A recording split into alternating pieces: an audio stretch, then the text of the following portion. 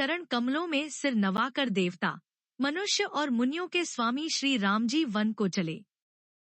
आगे श्री राम जी हैं और उनके पीछे छोटे भाई लक्ष्मण जी हैं।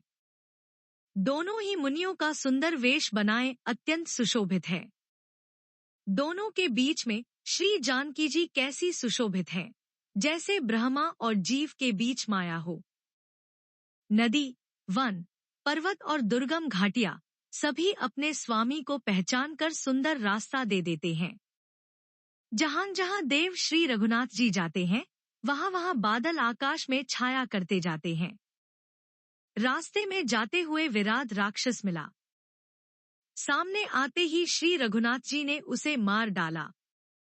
श्री राम जी के हाथ से मरते ही उसने तुरंत सुंदर, दिव्य रूप प्राप्त कर लिया। दुहखी देखकर प्रभु ने उसे अपने परम धाम को भेज दिया।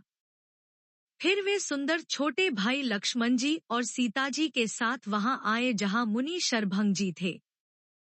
श्री रामचंद्र जी का मुखकमल देखकर मुनिश्रेष्ठ के नेत्र रूपी भौंरे अत्यंत आदरपूर्वक उसका मकरंद रस पान कर रहे हैं। शरभंग जी का जन्म धन्य है।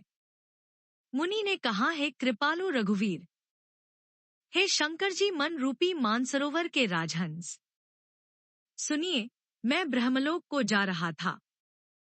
इतने में कानों से सुना कि श्री राम जी वन में आवेंगे।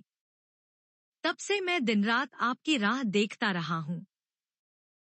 अब आज प्रभु को देखकर मेरी छाती शीतल हो गई।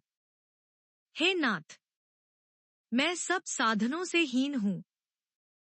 आपने अपना दीन सेवक जानकर मुझ पर कृपा की है। हे देव, यह कुछ मुझ पर आपका एहसान नहीं है। हे भक्त मंचोर, ऐसा करके आपने अपने प्रण की ही रक्षा की है। अब इस दीन के कल्याण के लिए तब तक यहाँ ठहरिए जब तक मैं शरीर छोड़कर आपसे आपके धाम में न मिलूं। योग, यज्ञ, जप, तब जो कुछ व्रत आदि भी मुनि ने किया था, सब प्रभु को समर्पण करके बदले में भक्ति का वरदान ले लिया। इस प्रकार दुर्लभ भक्ति प्राप्त करके फिर चिता रचकर मुनि शरभंग जी हृदय से सब आसक्ति छोड़कर उस पर जा बैठे। हे नीले मेघ के समान श्याम शरीर वाले सगुण रूप श्री राम जी, सीता जी और छोटे भाई लक्ष्मण जी सहित प्रभु, आप निरंतर मेरे हृदय में निवास कीजिए। स्त्री जन्म से ही अपवित्र है, किंतु पति की सेवा करके वह अनायास ही शुभ गति प्राप्त कर लेती है। पतिव्रत धर्म के कारण ही आज भी तुलसी जी भगवान को प्रिय हैं और चारों वेद उनका यश गाते हैं।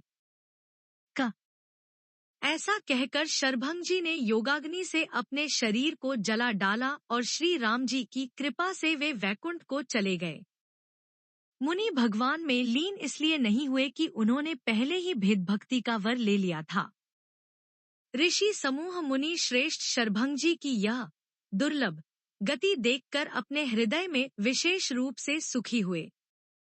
समस्त मुनिवृंद श्री राम जी की स्तुति कर रहे हैं और कह रहे हैं, शरणागत हितकारी करुणा कंद, करुणा के मूल, प्रभु की जय हो। फिर श्री रघुनाथ जी आगे वन में चले। श्रेष्ठ मुनियों के बहुत से समूह उनके साथ हो लिए। हड्डियों का ढेर देखकर श्री रघुनाथ जी को बड़ी दया आई। उन्होंने मुनियों से पूछा। मुनियों ने कहा, हे स्वामी, आप सर्वदर्शी, सर्वज्ञ और अंतर्यामी, सबके हृदय की जानने वाले हैं।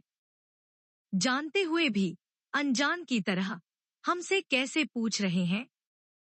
राक्षसों के दलों ने सब मुनियों को खा डाला है। ये सब उन्हीं की हड्डियों के ढेर हैं।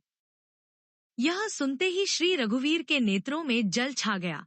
उनकी आंखों में करुणा के आंसू भर आए।